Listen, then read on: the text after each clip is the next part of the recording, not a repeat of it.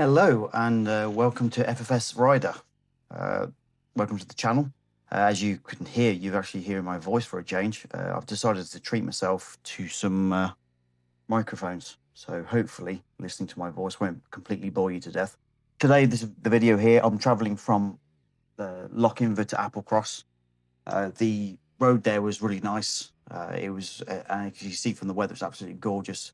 If you ever get the chance to go to Lochinver, because the day before we went across the Weemad Road, the Drumbeg, and that was like really cool as well. Even though some guy nearly like crashed into me head on because he had flying around the corner. But weirdly enough, on the camera, it looked like it was miles away. But honestly, I felt like I was riding on the thinnest bit of road ever.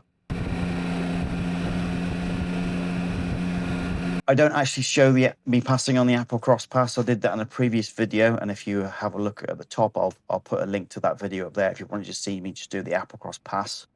But with this going across here, some of the views are really spectacular. It's a lot wider views across, so it's a little bit more flat compared to going up to Applecross or some of the other parts with the Weemad Road.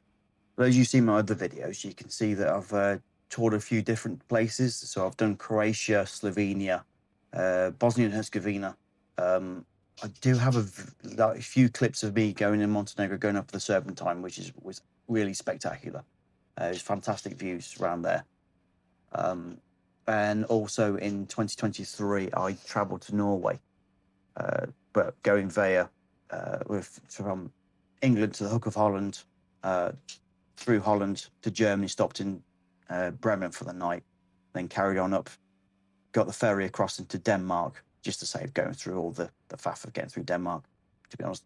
And stayed at Copenhagen, went across into Sweden, stayed in Sweden for a couple of nights, and then headed up and around Norway. Didn't do all of Norway because it's such a long country. Now, Norway was spectacular. I didn't expect the Northcoast 500 to be this amazing. The advantage of the Northcoast over the going through Norway is the speed you get to travel at. There were so many points of traveling around Norway which were 30 kilometers an hour. For those who don't know the difference of kilometers an hour and miles, that's 18 miles an hour. There was a few points where Laura was on the back and she heard we were talking through the mics, and I was just ranting for about 30 minutes as we were going through this 30 kilometer an hour zone. The views were great, but I was just so bored for going so slow for so long, because their fines over there are so insane if you get caught speeding. I think it's the equivalent, if you get caught 10 kilometers an hour over, I think it's the equivalent of £1,800 or €1,800. I can't quite remember off the top of my head, which is absolutely nuts. And I did nearly get caught by a guy hiding. And again, he was hidden behind a crash barrier with a blanket over his head. Just out of pure luck, I saw his car, it's just sticking out from a bush. I do have it on the dash cam. But I'm reluctant to share it on here because it's on a dash cam. It's a dash camera attached to my Kawasaki Z1000SX, to clarify, not just a random dash camera attached to my face. But it did give coordinates and my speed. So maybe I can edit that down and just cut it off. And I don't want to put myself into trouble, because there's a lot of people getting busted right now for showing stuff on YouTube of them being a little bit silly. So I don't want to be a bit of a dick and just get myself caught speeding by sharing online. But again, for all the 10 people that probably watch my channel, maybe less of an issue. So again, this road along here is some of the scenery is really spectacular. Honestly, if it was up to me, I'd probably upload my videos straight up as they were, because I think so much of Scotland that I saw was really nice. But it's also, I do like to watch back my own videos, which sounds a bit like big-headed, like my videos are amazing, but it's more of a memory for me. So I look back at these videos now, and now while I'm here, just the way that some of the roads smooth up and around, and like the nice little curves of the road, and you'll be able to contain a constant speed. I haven't sort of got to drop down. It was a really nice memory. I'm at the minute, while we're doing this, if I remember correctly, I'm just listening to music. Generally speaking, how Laura and I do it is the first bit of any journey of the day, because we're not morning people, let's be honest. I mean, if it's like 12 o'clock in the afternoon by this point, I think, yeah. We tend to just listen to music at the beginning, and then we'll rather stop, and then we'll talk to each other for a bit, and there. the the big thing was just going across all the locks, and it never got boring. It was weirdly enough. Yeah, I mean, I'm sure there's people who've been to Norway who's absolutely crucify me and say something in the comments, but it got very samey in Norway, and I got a little bit more frustrated. It's like, oh look, there's another fjord, there's another mountain. But Norway was spectacular. I'm definitely not taking anything away from that because I really enjoyed the trip. I think it was just the bit having to ride around so many different areas so slow because of how strict they are with the speed limits there. It seems like with the Northcoast 500, there are certain parts, as you can see right now in the video, that it's nice and smooth where they've resurfaced it. I will say the one thing with the Northcoast 500, there are parts where the road is absolutely dog shit, of just such badly put together bits of road, or where there's obviously a pothole and someone's just come up and just thrown some tarmac at it from about 20 foot. And also the other problem with the roads in the Northcoast 500 is the edges. Quite a few of the edges, you'll see a few along here, they drop off really badly, which is if you get pushed over the side of the road because a big camper van coming away, you see quite a lot of tractors, obviously. They can really push you over there, and they camber that way as well. So if you've got a bigger bike and you've sort of your front end sort of rolls you that way, if you go across that edge, there's a good chance you're going to fall off. So that's pretty annoying as well. One other thing that I've thought about with traveling around quite a lot is the different types of bikes, because I see lots of people riding bikes. Now, the first time I toured, weirdly enough, it was only a very short tour. We flew to Croatia, and I booked myself into hire a bike for. We were only there for a week, so I hired it for 4 days, and because we were in Dubrovnik in Croatia. Oh, so I'd only passed my test of a couple of years before, and this would have been my first chance to tour around somewhere on a bike. And I very ambitiously hired a BMW GS 1250. And bearing in mind, so if those of you know distances and stuff like that, I went to, so I waited for this guy to turn up in Dubrovnik. So he turned up, pulls up the bike, brings it in, and even before they arrived, so this is Desmo, I think I remember Desmo Tours, and they're based in Split. So we're in Dubrovnik. So there's the Neum corridor. So the other side of the Neum corridor. So it's quite far away. It's about 3.5 hours. And so we're coming across, he's come across on the van. He's taken the bike off the van. I'm looking at, oh God, this is going to be so cool. It's going to be great. And before he got there, going all over, this is the problem you can have with me. My mind goes all over the place all the time. I said, can you set it to its lower setting? I saw online that people could set it down to its lower setting. Now, this particular model didn't have the electronic suspension. It just had the seat height adjustment. It's just basically a little switch underneath the seat. So he said he'd already done that. I turned up, I got onto the bike, and now I'm 5'6" on a good day. And I couldn't reach the kickstand to even take it off. And my feet were so far away from the floor. I don't know whether there was a setting on this bike that had set it up to make it like giraffe height, but I couldn't even reach the kickstand in front of me to kick it up, and I couldn't understand. I don't know, maybe I was inexperienced, and maybe because I've like shifted myself off. I've done some off-road riding then, and I've had bikes that are probably bigger. I had a CRF 250, and the seat height, and that was 880, and I was comfortable in that. But I suppose the big difference is just like 100 kilos less. So now I had a bit of a quandary that I didn't want to have a bike that I couldn't stop and put down and put the kickstand on, or anytime I stop, I'll just throw it on the floor, because obviously being a rental, that'd be quite expensive. So call up the guy back in Split, and he goes, I have a Suzuki SV650 up here with all the panniers and stuff on it. Do you want that? And I was like, yes. So, unfortunately, you're going to have to come back and get it. So then me, Laura, and the driver, Boris, drove from Dubrovnik back to Split. Now, bearing in mind, this is now 11 o'clock in the morning. So we get to Split after getting through all the issues of getting there and back and wheeling the bike off and sorting out paperwork and switching bikes and doing all for the bits and bobs. I have this Suzuki SV. But basically, I didn't get a chance to sort of test ride or anything like that because it was now 5 o'clock and the guy was closing up the shop for the day. Essentially, I had to sort of get the bike, throw our stuff on it, get Laura on the back, and ride back from Split to Dubrovnik. So yeah, that was a very quick learning curve of like maybe sit on a bike that you're gonna tour on before you go.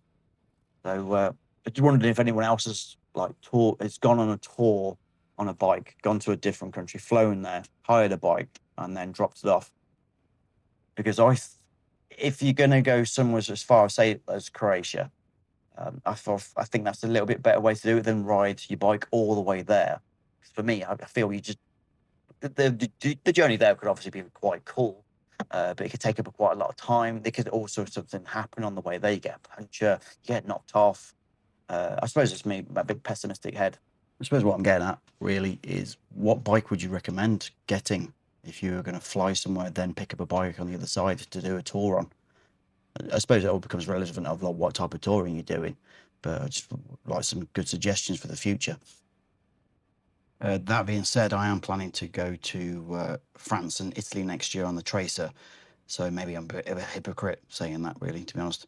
But it's a little bit short, in my opinion. I'm sorry to get distracted, but this bit coming down here, look, the view from here, it's just that's going out to the North Sea there, and I just thought that was spectacular when I came in. The whole time, I know I'm on chatting to Laura at the back now, behind me, just going, "Oh my God, look at that!" As you can see, I'm on the Tracer 9 GT Plus. This is the most expensive bike I've ever bought, and I would say it's worth absolutely every penny. It's just got so much more in there. As you can see, the dash is nice and clear. It's really easy. The mirrors never vibrate. I've had a few bikes where you get up to a bit of speed on it and they just become absolutely useless. I'll probably reference I found my Ninja 1000 SX that I toured Scandinavia with. Once I got up to about 100 on that, on the Autobahn, of course, officer, that the wing mirrors just became just pointless. Just you couldn't see anything out of them. They were rubbish. But the Tracer is absolutely brilliant. It's got a nice, comfortable seat height for me, so I'm really comfortable of where I'm going. And placing it down, the slow speed control is really good. Again, I found the Ninja 1000 SX was a good bike in terms of being able to like ride it around, but once it is slow speed, the front came a little bit light and weird. So you always had to keep the accelerator on it the whole time and like keep the revs up a little bit, even going really slow, or just felt like it was completely numb. It was a bit bizarre, but I think it's just the way that the bike was weighted.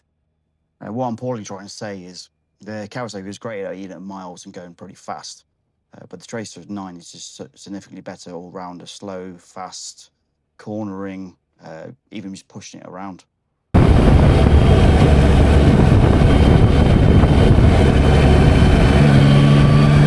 So this is me coming to Ullapool now.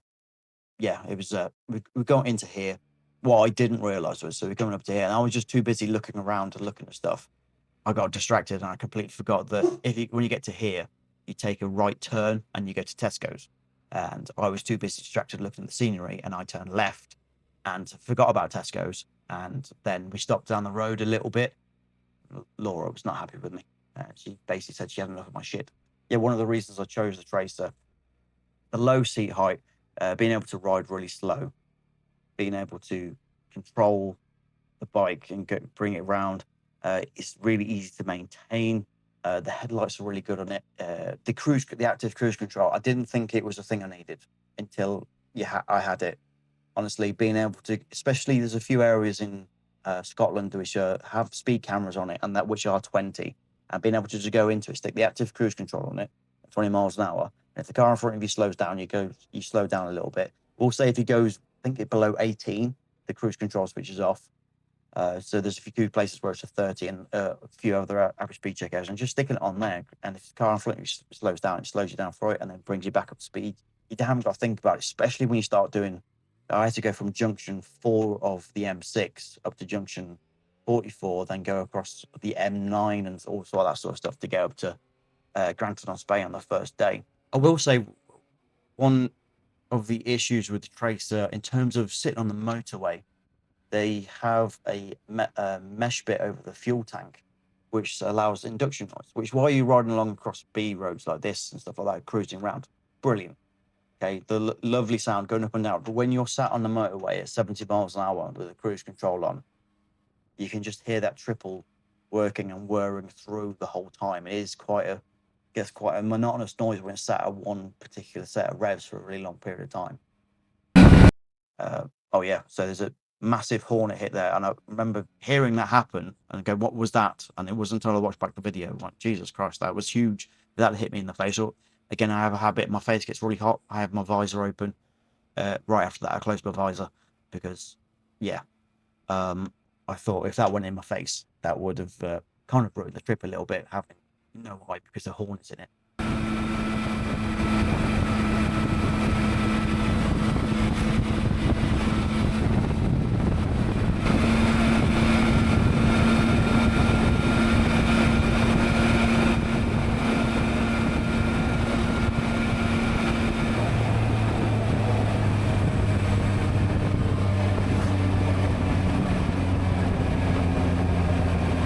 The speed camera there.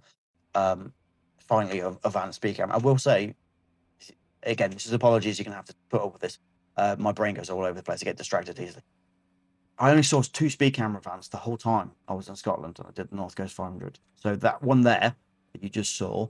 So this is me going up across the top from there, and then I saw another one at Loch Lomond, and that was it. Which is nuts, because this is obviously a really popular tourist route for cars, and I saw loads of Porsches, McLarens, Lamborghinis, and stuff like that. Loads of top end sports bike. There's a video earlier on. I can't remember where I'm from, and there's some Triumph 765s come absolutely flying past me, and the point, I think I edited the video out of it, but there's a point where you see me go past them and they go overtake me. There's a point where I cut out of the video where I'm doing a excited speed, and they went past me like I was stood still, and they must do it regularly because they were really confident to just absolutely fly around. Oh, again, maybe they just don't care about getting caught, but me, I'm like to brag, touching wood right now, that I've never actually been speeding or caught in such a sense.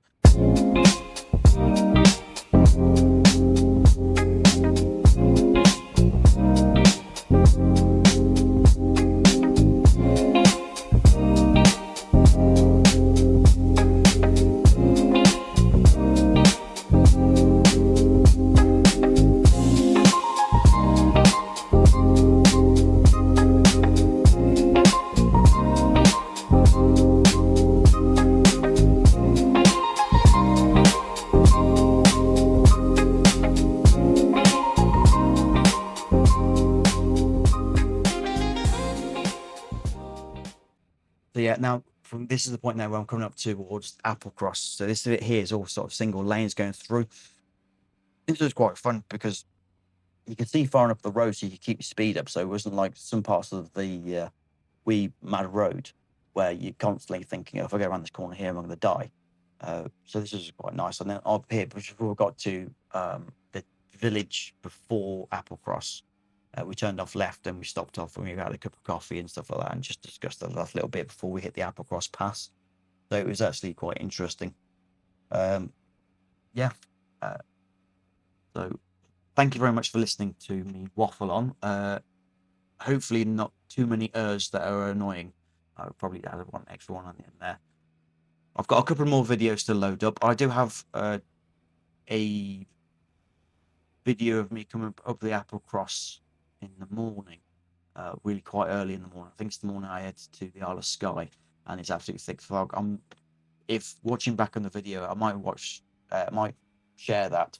I know it's me coming the other way and just how little I could see when I was doing the Applecross. And bearing in mind, it'll be the second time I've done the Applecross, so I was aware that maybe it looks quite cool. And then when it clears afterwards, it is quite spectacular. It's nice early in the morning. So I'll share that one as well. So thank you very much for joining me in my video. I will finish off with a little bit of music at the end there. So appreciate if you can subscribe to the video. No, don't subscribe to the video. That doesn't make any sense. If you subscribe to the channel, I suppose you could like the video and subscribe to the channel. That would make more sense. How about I do this bit again? How about just not shut the fuck up? Yeah, if you could like the video, that I really appreciate that. And let me know how you feel about me talking absolute shit for 21 minutes. Okay. Thank you very much, and all the best. Safe riding.